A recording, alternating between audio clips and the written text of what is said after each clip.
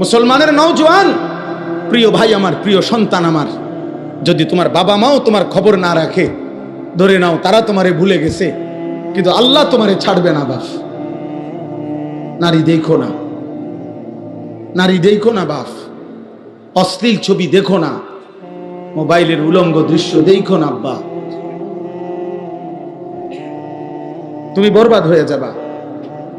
তোমার দুনিয়াও শেষ হয়ে যাবে, তোমার আখিরাতও শেষ হয়ে যাবে। ইন্নাল্লাযীনা ইউহিব্বুনা আন তাশিআল ফাহিশাতু ফিল্লাযীনা আমানু লাহুম আযাবুন আলীমুন ফিদ দুনিয়া ওয়াল আখিরা। কোরআন শরীফের আয়াত, সূরা নূরের মধ্যে আছে। আল্লাহ বলছে, যারা মুসলিম জনসমাজে অশ্লীলতা ছড়িয়ে দেয়, জিনা ব্যভিচার ছড়িয়ে দেয়, নারী পুরুষ ছেলে মেয়ের অবাধ বেহায়াপনা ছড়িয়ে দেয়, খোদার কসম আল্লাহ বলছে, আমি ওয়াদা দিলাম তাদেরকে আমি কঠিন আযাব দেব, ফিদ দুনিয়া ওয়াল আখিরা, দুনিয়াতেও আখিরা। পরে আমি বেইজ্জতি করে দেব, ওকে আমি অপমানিত করব, ওরে কষ্ট দেব, যদি ও লজ্জা পাবেই পাবে, আজ কিংবা কাল। এজন্য কোনো ব্যভিচারী, অসৎ চরিত্রের অধিকারী, নারী পুরুষের জিনা ব্যভিচার সহ হারাম সম্পর্ক যার, সে কোনোদিন সব সুখ পায়। তুমি খবর লাগাও, খবর লাগাও, কোন বিবাহ বহির্ভূত প্রেমের সম্পর্ক শেষ পর্যন্ত সুখকর হয় না। শেষ পর্যন্ত ফাসাদ লাত্তি ছাড়া আর কিছু তো। হ্যাঁ, 3 বছরের ভালোবাসা, 8 বছরের জানাশোনা, 9 বছরের দিন ফাসাদ লাত্তি, একটা লাত্তি, এরপরে মেও মেও করে কান্দে। আর আমার কাছেই তো কত ফুলানি কান্দে। আমি তো শত শত যুবকের সাথে আমার সম্পর্ক, মেও মেও করে কান্দে, সব শেষ, সব শেষ। এখন আমি হাফ প্যান্ট, যৌবনের ক্ষমতাও নাই, কোমরের ক্ষমতাও নাই, শারীরিক সক্ষমতাও নাই, আখিরাতও নাই। নাউযুবিল্লাহ, নাউযুবিল্লাহ। আল্লাহ হেফাজত করে, আল্লাহ হেফাজত করেন ভাইয়া। আখলাকের হেফাজত, আখলাকের হেফাজত, আখলাকের হেফাজত। নারী দেখো না বাপ, ছবি দেখো না, ছবি দেখো। দুশ্মন আজকে ষড়যন্ত্র করছে বাপ, ষড়যন্ত্র। ওরা বুঝছে মোবাইলের আসক্তির যুগে চারিদিকে আসক্ত, শাহওয়াত বেড়ে গেছে। শেষ পর্যন্ত দুশ্মন ষড়যন্ত্রের অংশ হিসাবে, ষড়যন্ত্রের অংশ হিসাবে আজকে পরিকল্পিতভাবে, সুনির্দিষ্টভাবে হিন্দু যুবক অসংখ্য যারা মুসলিম মেয়েদের সাথে হারাম প্রেমের সম্পর্ক গড়ে তাদেরকে বেইজ্জতি করছে, ধর্ষণ করছে, ব্যভিচার করছে, ইমানদার বোনকে শেষ পর্যন্ত লাঞ্ছিত করছে। ওরা জানে প্রেমের সস্তা অফার দিলেই কাইট হয়ে যাবে। দোস্ত আমার, বন্ধু আমার, অতএব দয়া করে সুকৌশলে এই কথা প্রচার করা হচ্ছে যে প্রেমের কাছে, ভালোবাসার সামনে ধর্ম টেনে আনা ঠিক না। সবার উপরে মানুষ সত্য, প্রেম সত্য, ভালোবাসা সত্য। আল্লাহ বলছে না বেটা, নবী বলছে খোদার কসম, বিবাহ বহির্ভূত স্বামী স্ত্রীর ভালোবাসা ব্যতীত, স্বামী স্ত্রীর প্রেম ব্যতীত বিবাহ, ছেলে মেয়ে, নারী পুরুষের যেই কোনো সম্পর্ক, এটা জেনা, এটা জেনা, এটা জেনা, এটা জেনা, এটা ব্যভিচার, এটা ব্যভিচার, এটা ব্যভিচার, এটা বেহায়াপনা, অসভ্যতা ছাড়া আর কিচ্ছু না। বিবাহ বহির্ভূত প্রেম হয় না, বিবাহ বহির্ভূত ভালোবাসা হয় না। ভালোবাসা শুধুই স্বামী স্ত্রী, ভালোবাসা শুধুই কি ওয়াজআলা বাইনাকুম মাওয়াদ্দাতাও ওয়া রাহমা। কোরআন শরীফে আল্লাহ বলছে, আমি আল্লাহ স্বামী স্ত্রীর মধ্যে দিয়ে দিলাম ভালোবাসা এবং দয়া মায়া। কোরআন শরীফের আয়াত। আল্লাহ আমাদেরকে হেফাজত করে, হেফাজত করে। কিশোর ভাই, নওজোয়ান ভাই, আরেকটু সচেতন হও, আরেকটু সচেতন হও। এত পাগল হইও না ভাইয়া, এত মাতাল হইও না। যে চাহিদা আল্লাহ দিয়েছেন ওই চাহিদা আল্লাহ পূরণ করুন। ক্ষুধা যিনি দিয়েছেন, খাবারের ব্যবস্থা তিনি রাখছেন। তৃষ্ণা যিনি দিয়েছেন, পানির ইন্তজাম তিনি রেখেছেন। ঠিক লজ্জাস্থানের চাহিদা যিনি দিয়েছেন, হালাল পবিত্র স্ত্রী তিনি ব্যবস্থা রাখছেন। ওয়েট, তুমি অপেক্ষা করো, মিলে যাবে ইনশাআল্লাহ। আমার কথা মনে রাখো, এই দোস্তের কথা মনে রাখো। আমি বলি, নষ্ট হয়েও না, চরিত্রহীন হয়েও না। আগামীর ইসলামের জন্য, আগামীর কালেমার পতাকার জন্য, মাহাদির পক্ষে লড়বার জন্য, দাজ্জালের বিরুদ্ধে লড়বার জন্য ঈমান আমলওয়ালা আখলাকওয়ালা যুবক তোমরা যদি তৈরি না হও, আল্লাহর দ্বীনের জন্য লড়বে কে? কালেমার জন্য লড়বে কে? বাপ কি বলো ভাই? গাজাবাসী আজীবন শুধু রক্তই দেবে না, মুসলমান আজীবন শুধু মরতেই থাকবে। আজকে তো ৭৭ বছর হয়ে গেছে। 1948 সনে ইসরায়েলের এই বেঈমানরা ফিলিস্তিনের উপরে হামলা শুরু করছে 1948 সালে। আজকে বরাবর ৭৭ বছর। 2025 তুমি হিসাব করে দেখো, আমি হিসাব করে দেখছি ৭৭ বছর ধরে মুসলমান জান দিচ্ছে। আর তুমি নারী দেখো, ছবি দেখো, তোমার কলিজায়, আমার ভাইদের জন্য, বোনের জন্য, ইমানদারের জন্য তোমার কলিজায় কোনো কান্না আসবে না, মায়া লাগবে না? 1964 সাল থেকে রোহিঙ্গা মুসলমানরা জীবন দিচ্ছে, রক্ত দিতে আজকে প্রায় 60 বছরের বেশি। ওরা জীবন তাহলে রক্তই দিবে, আর আমরা ঘুমিয়েই থাকবো না? 1947 সালে ব্রিটিশ যখন এই উপমহাদেশ থেকে চলে গেছে, তখন এই কাশ্মীর মুসলমানের অঞ্চল, কাশ্মীরকে অমীমাংসিত রেখে চলে গেছে। সে 47-এর পর থেকে আজকে 2025, 78 বছর ধরে কাশ্মীরের মজলুম মুসলমান জীবন দিচ্ছে।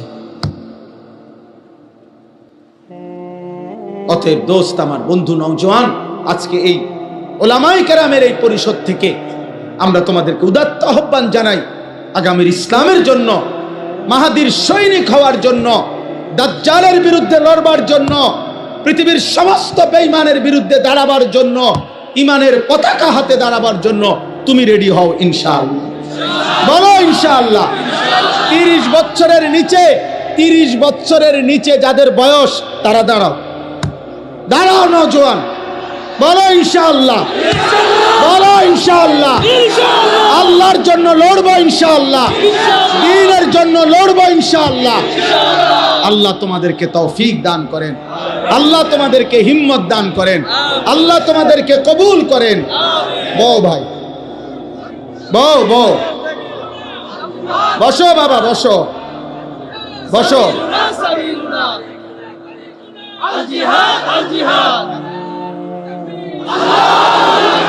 পৃথিবীতে কোনো কালেই কোনো খ্রিস্টান, কোনো ইহুদি, কোনো হিন্দু এই পৃথিবীর ইতিহাসে শেষ পর্যন্ত মুসলমানদের সাথে চূড়ান্ত জিহাদে, চূড়ান্ত লড়াইয়ে কোনোদিনও চূড়ান্ত বিজয় শেষ পর্যন্ত টিকতে পারে নাই।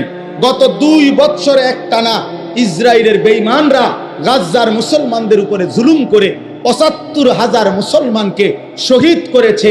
গাজার মাটির সবগুলো ভবন সমান করে দিছে। মজলুম মুসলমান একটা রুটির জন্য শত মাইলও হাঁটছে। এত অভুক্ত, এত রক্ত, এত জান বিলিয়ে দেওয়ার পরেও আল্লাহর কসম, মুজাহিদিন যারা, গাজার মুজাহিদ, হামাসের মুজাহিদরা 1 সেকেন্ডের জন্য তাদের হিম্মত কমে নাই। তারা এখন আবার তারা মাটির উপরে আছে। মুজাহিদ থামে না, ইসলাম ডুবে না, সূর্য কখনো চূড়ান্ত ডুবে না। এখানে বাংলাদেশে যদিও সূর্য ডুবে গেছে, পৃথিবীর সব জায়গায় কিন্তু সূর্য ডুবে নাই, কোথাও সূর্য উঠছে। বোঝেন নাই? পৃথিবীতে একই সময় রাত হয় না, পৃথিবীতে একই সময় সূর্য ডুবে না। এখানে সূর্য ডুবলে অন্য কোথাও সূর্য ওঠে। আল্লাহর কসম, ইসলাম এমন এক সূর্য যেটা কোথাও যদি কোনো কারণে সাময়িক কিছুক্ষণের জন্য পর্যদুস্ত হয়, কিন্তু অন্য জায়গায় তৎক্ষণাৎ ইমানের সূর্য, ইসলামের সূর্য ঝলঝল করে উঠতে থাকে। এজন্য গাজার মুসলমান যদিও রক্ত দিচ্ছে, আফগানের মুসলমান কালেমার পতাকা উড়াচ্ছে। একই মুহূর্তে পৃথিবীতে গাজাবাসী রক্তে লাল, আফগানে ইমানের পতাকা উঠছে। মুসলমান হারে নাই, ইমানদার হারে নাই। মনে রাখো, মদে মাতাল যুবক, নারীতে আসক্ত যুবক, মোবাইল আর অস্থির ছবি দেখা ছাড়া যার রাত কাটে না, দিন কাটে না, একটা সেজদাও যে সমস্ত ছেলেরা দাও না, মনে রাখো আমার আব্বা বাপ, তোমারে ছাড়াও ইসলাম বিজয় হবে, তোমারে ছাড়াও মাহাদি লড়বে, তোমারে ছাড়াও দাজ্জালের বিরুদ্ধে লড়বে, তোমারে ছাড়াও ঈসা নবীর যোদ্ধা বাহিনী লড়বে। কিন্তু হয়তো তুমি কামে লাগলা না, তুমি চলে গেলা জাহান্নামের পথে। ইমানদার নওজোয়ান ঠিকই আল্লাহর জন্য জান দেবে। এজন্য তুমি হও সেই কাফেলার সৈনিক, বলো ইনশাআল্লাহ। তুমি হও ফজরের মুসল্লি, ইনশাআল্লাহ তুমি হবে মাহাদির সৈনিক। হ্যাঁ হ্যাঁ, এটা হাদিসের। ফজরের মুসল্লি যারা, মাহাদির সৈনিক তারা। এই বাংলার মাটিতে কালিমার পতাকা উড়বে ইনশাআল্লাহ, ইনশাআল্লাহ উড়বে, ইনশাআল্লাহ, ইনশাআল্লাহ। রাসূলুল্লাহ সাল্লাল্লাহু আলাইহি সাল্লাম বলেছে, যদি শোনো যে কিয়ামতের আর একদিন বাকি, তবুও ইয়াকিন রেখো মাহদি আসবে। ইমানের পতাকা, ইসলামের পতাকা, ইসলামের বিজয় বিশ্বময় উড়বেই উড়বে। এটা হাদিস, এটা হাদিস। হয়তো তুমি কামে লাগদা না, আরে তুমি কামে লাগদা না, রে তুমি বেরিয়ে চাইলে আর কি, তুমি নারী দেখে দেখে শেষ হয়ে গেল, তুমি অশ্লীল ছবি দেখে দেখে শেষ হয়ে গেল, তুমি চুল ঠিক করতে করতে হায়াত শেষ, তুমি মোবাইল টিপতে টিপতে হায়াত শেষ, আর কোনো কামে লাগলা না আর কি, এর দূর আর কি। কিন্তু মনে রেখো বাপ, এজন্য আজকে আমি অনুরোধ করছি, আমার ওই কথার থেকে আবারও ফিরে যাই। আমরা অভিভাবক যারা বলছিলাম, একজন পুরুষ, অতএব অভিভাবক হিসাবে আমার অধীনস্থ স্ত্রী, আমার ছেলে, আমার মেয়ে, আমার অধীনে যারা, তাদের ঈমান আমলের হেফাজত কার দায়িত্ব? অভিভাবক। কার দায়িত্ব বলেন না কেন? অভিভাবক। অভিভাবক। 3 বছরের বাচ্চাটা সারাক্ষণ মোবাইল টিপে কেন? তার মা নাই? 12 বছরের ছেলেটা সারাক্ষণ মোবাইল টিপে কেন? কেন তার বাপ নাই? আপনি চিরানি খান, আপনি গাছনি কাটেন, কার জন্য আপনি রোজগার করেন? এত টাকা, এত ঘাম, এত পয়সা আপনি রোজগার করছেন ওর জন্য? কার জন্য বিল্ডিং করলেন? ও তো এক ওয়াক্ত নামাজ পড়ে না। এই দুশ্মন আপনার জন্য কি উপকারে আসবে? কথা বলে না?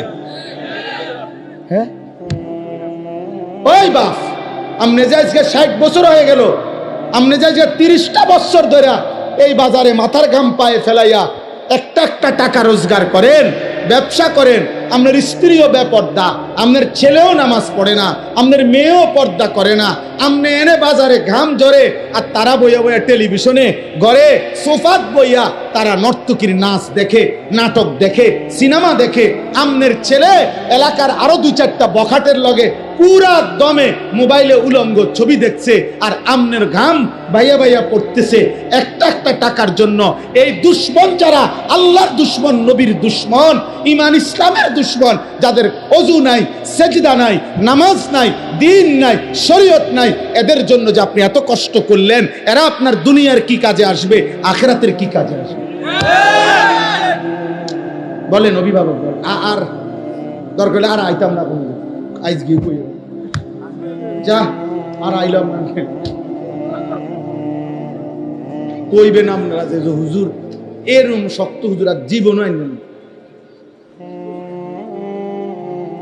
একবারই আসা, আমি এক অস্থির মানুষ, যার জীবনের কোনো স্থিরতা নাই। আমি কখন কই থাকি, কি করি কিচ্ছু জানি না, নিজেও জানি না।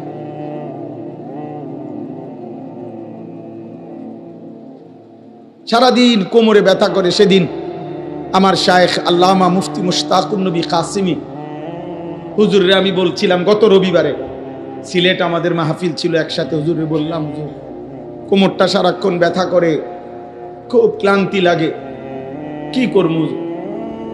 হুজুর আমারে বলতেছে, এমন এক কথা বলছে, আমার হিম্মত বাইরে গেছে আরো 100 গুণ।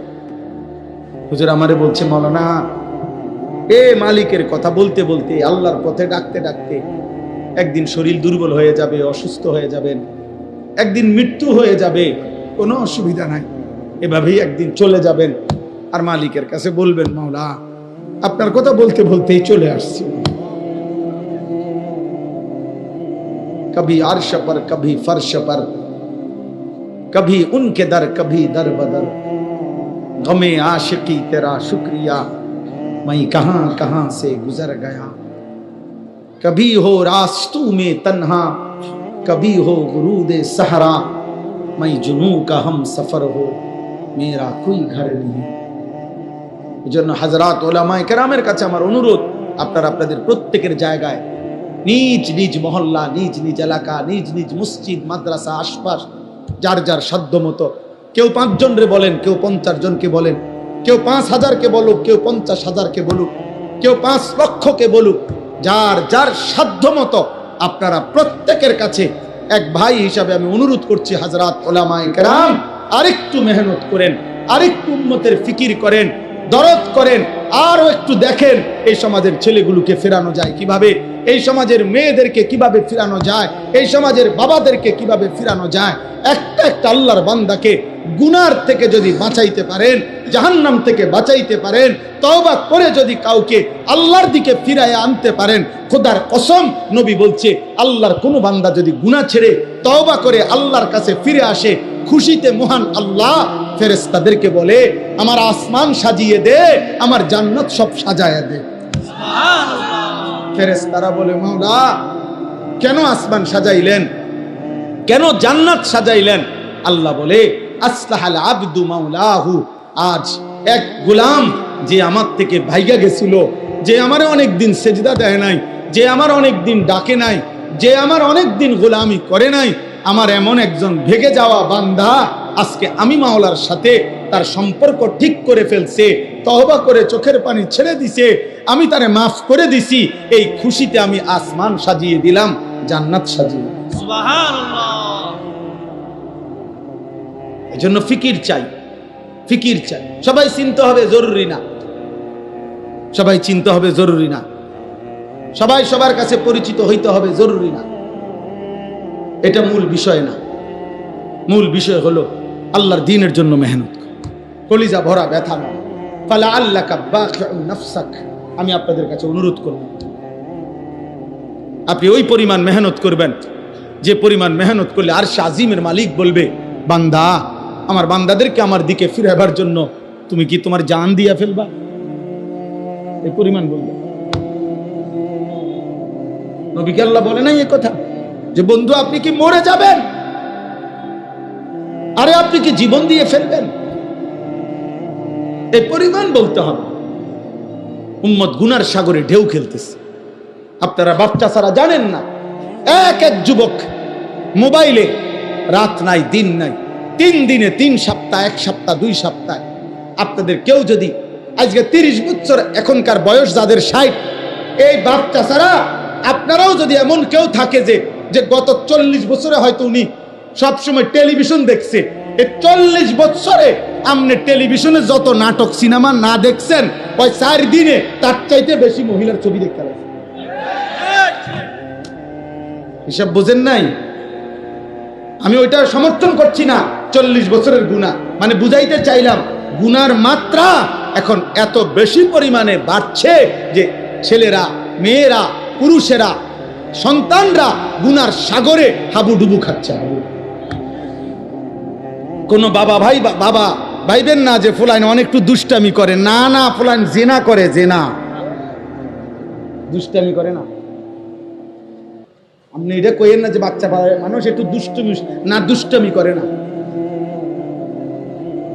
ব্যভিচার করে, জিনা করে। 12 বছরের, 14 বছরের, 13 বছরের ছেলের দাপটে ঢাকা শহরে অসংখ্য কিশোর বাচ্চা, 12-14 বছরের ছেলে সরাসরি কিশোর গ্যাং সাফাতি দিয়া কোবায় মানুষ, বয়স 14। তার আতঙ্কে পুরা মহল্লা কাঁপে। কিশোর গ্যাং, কিশোর মানেই তো লোক 15-র নিচে, 15 বছর হইলে, বালেগ হইলে আর কিশোর থাকে না, যুবক হয়। আল্লাহ আমাদেরকে হেফাজত করেন। শেষ আমার কথা। 3 নাম্বারও আর একটা কথা ছিল, একজন পুরুষ হিসাবে আমার তৃতীয় পরিচয় হলো আমি একজন উপার্জনকারী। কি? পুরুষ মাত্রই কিছু না কিছু রোজগার করে, করে কি না? এই রোজগার, এই উপার্জন আমার দায়িত্ব। উপার্জন করা পুরুষের দায়িত্ব কিনা? এই ক্ষেত্রে আমার দায়িত্ব হলো এই লক্ষ্য রাখা দুইটা জিনিস: এক, কাসবে হালাল; দুই, আকলে হালাল। আমাকে শতভাগ খেয়াল রাখতে হবে আমি যা রোজগার করতেছি তা হালাল কিনা, আমি যা খাইতেছি তা হালাল। হালাল পুরা আপনার জীবন সুন্দর হবে। এই তিন কথা মনে রাখ। আমি একজন ব্যক্তি, অতএব আমার নিজের ঈমান আমল হেফাজত করা আমার জরুরি। দুই, আমি একজন অভিভাবক, অতএব আমার অধীনস্থদের ঈমান আমল আখিরাতের হেফাজত করা আমার জন্য জরুরি। তিন, আমি একজন উপার্জনকারী, চাকরি, ব্যবসা, ক্ষেত, খামার, দেশ বিদেশ যেমনে হোক আমি কিছু না কিছু কি করি? রোজগার করি। অতএব আমাকে লক্ষ্য রাখতে হবে আমার উপার্জন যেন হালাল হয়, খাবার যেন কি হয়? হালাল। ইনশাআল্লাহ আপনি দেখবেন এই তিন জিনিস ঠিক নজর রাখলে আপনার আগামী গন্তব্য জান্নাত। আল্লাহ তৌফিক দান, আল্লাহ কবুল করেন, আল্লাহ হিম্মত দান করেন। মুআজ্জাজ হাজিরিন, আমি শুধু আয়াতের তরজমা বলছি।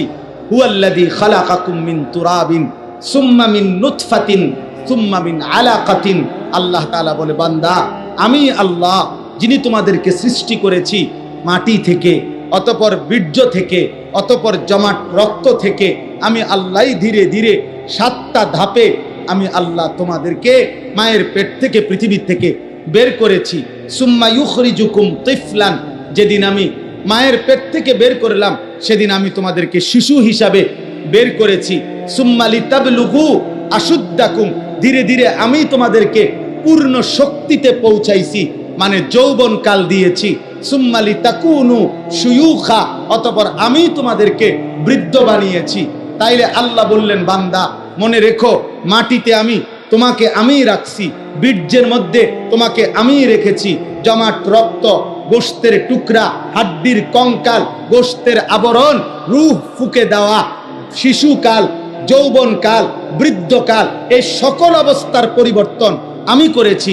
আমি করেছি অমিনকুম মান ইউতাওয়াফা মিন ক্বাবলু, আমি কিন্তু সবাইকে যৌবন দেই না, সবাইকে বৃদ্ধ বানাই না, বরং অসংখ্য ব্যক্তিকে আমি আল্লাহ এই 3 স্তরে পৌঁছবার আগেই মৃত্যু দিয়ে ফেলি। কেউ ছোটবেলায়, কেউ যৌবনকালে, কেউ বৃদ্ধকালে। মৃত্যু হয় কিনা? 3 বছরের বাচ্চা মরে তো, 30 বছরের যুবক মরে তো, 90 বছরের বৃদ্ধ মরে তো।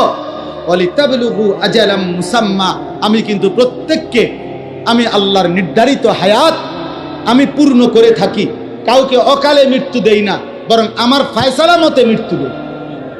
ওয়ালা আল্লাকুম তাকিলুন, আল্লাহ বলেন এই যে বিচিত্র অবস্থা, একবার মাটি, একবার বীর্য, একবার জমাট রক্ত, একবার গোশতের টুকরা, একবার হাড্ডির কঙ্কাল, একবার গোশতের আবরণ, আরেকবার রূহ ফুঁকে দিলাম, আরেকবার শিশু বানাইলাম, আবার যুবক বানাইলাম, আবার বৃদ্ধ বানাইলাম, আবার অনেককে বৃদ্ধ পর্যন্ত নিলাম, অনেককে তার আগে আগেই মৃত্যু দিয়ে দিলাম। এই সবটা আমি আল্লাহ কেন করছি? এমন রকমের ওয়ালা আল্লাকুম তাকিলুন, যেন তোমরা বুঝতে পারো, বুঝতে পারো, বুঝতে পারো। কি বুঝতে পারো? যেন তুমি বুঝতে পারো আমার এই শরীর, আমার এই দেহ, আমার এই জীবনের উপরে আসলে আমার কোনো নিয়ন্ত্রণ নাই, আমার কোনো ক্ষমতা নাই। শিশু আমি কেন হলাম? আল্লাহ চেয়েছে। যৌবন আমার কেন পেলাম? আল্লাহ চেয়েছেন বলে। বৃদ্ধ আমি কেন হলাম? আল্লাহ চেয়েছেন বলে। আমি কেন হাসলাম? আল্লাহ হাসায় বলে। আমি কেন কাঁদি? আল্লাহ কাঁদায় বলে। আমি কেন সুখে আছি? আল্লাহ সুখে রাখছে বলে। আমি কেন দুঃখে আছি? আল্লাহ দুঃখে রাখছে বলে। আমি কেন সুস্থ আছি? আল্লাহ সুস্থ রাখছে বলে। আমি কেন অসুস্থ হলাম? আল্লাহ অসুস্থ করছেন বলে। আল্লাহ বলে, বান্দা অতএব তোমার যেহেতু কোনো অধিকার নাই, বরং আমার হাতে সব, আমার হাতে সব, আমার হাতে সব, অতএব তোমার আকল আর বুদ্ধি বিবেক দিয়ে তুমি ভাববা। ইনসাফের দাবি, বিবেকের দাবি, আকলের দাবি এটা যে আমি আল্লাহরই গোলামি করা, আমার ইবাদত করা, আমার হুকুমই মানতে। এটাই সত্য। তুমি তো তোমার কোনো কিছুর অধিকার নেই। আমি মন মতো বুড়ে যেতার মুখ কথা বলেন না কেন? আমি মন মতো হায়াত টিকতে পারমু? তাহলে আমাদের নিজস্ব কিছু করার ক্ষমতা আছে? অতএব কার গোলামি করা উচিত? কার হুকুম মানা উচিত? এই কথাটাই আল্লাহ বলছে। অতএব আমরা প্রত্যেকেই নিজের যৌবনকে কদর করব, নিজের ঈমান আমলকে হেফাজত করব, আখলাককে হেফাজত করব।